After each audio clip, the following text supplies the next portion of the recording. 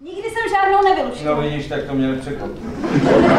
Jsme malý Fernán, vy? Ano, my jsme byli taková parta malých Fernánů. Zalízlý vlk své malé jehňátko. On řeže, kůži vydělá a zbytek zakope. Z jakýkoliv příležitosti vydala pistole, jako byla hezká a šílená. Tak se radši zabil sám. No, ale po svatbě. Vaše. Maminky tak nějak zbožňuju, navíc tu vaši vůbec neznám. Jezdíme tam s Kristiánem každý víkend, ale Kristián nikdy nechce, tak tam jezdím sama. A Co to vidí? Já tě si nechám minutou samotě, ona pláče. Prosím tě, jak si to dokázal. mluvila o svém otci, který se utopil. Jo, to dovol. Jsem ho vůbec neznal, dostal infarkt, ne? Zaplať, pán. A pak jsem taky neměla tu kachnu, tak jsem na farmě koupila nutri. Je to smrťák, probudilo by mrtvýho. To je docela aktuální. Včelařství je hodně anonymní, jako včelitě neúdaj, no. A já med prodávám zásadně v kukle. Máme to. Tak se objímejte dál.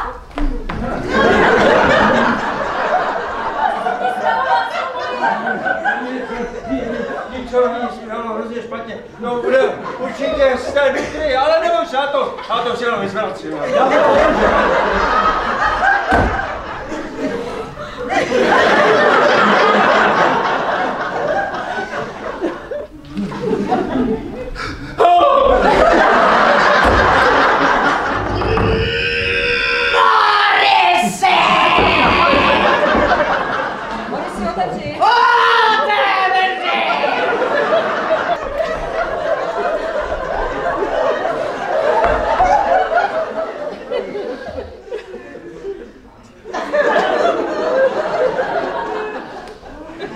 Díky bohu, já cítím normálně, já cítím dobře, já cítím blafuj, ale já nic skoro neslyším. Já jsem po tobě chtěl vystřelit člověka, který ztratil paměť. Ne totálního idiota.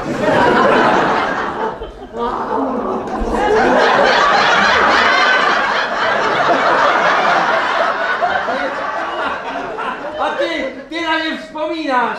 Jistě, paměť si ztratil ty, ne ona. A zas teď pořád chodím čůrat. To je sestra, to je taková velká sestra. A když honic otevřela oči a jak mě uviděla, tak se už zašla.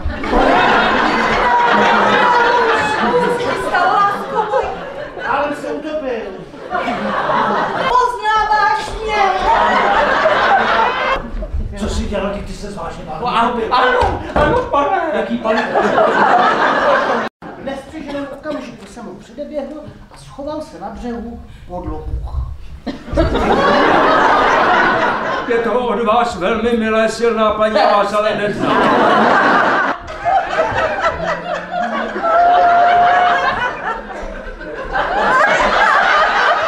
Nikdo tě tu nedrží. Teď musíš bojovat, kamarád, bojuj! Po kamarád, ruka kryje ruku, dávej pozor, kluku! Železo, oheň, temný les! Mně nezbývá, než si vzít turban, uříznout si koule. To všechno nám klidně říkáš přímo do očí. Češmane, a do čeho vám to máš tak říkat, ty? Já beru, že prostě každá ženská asi musí být v určitým okamžiku nesnesitelná. Fajn, tohle to já beru sami. Ale pane bože, jak ty to děláš, že ty seš pořád?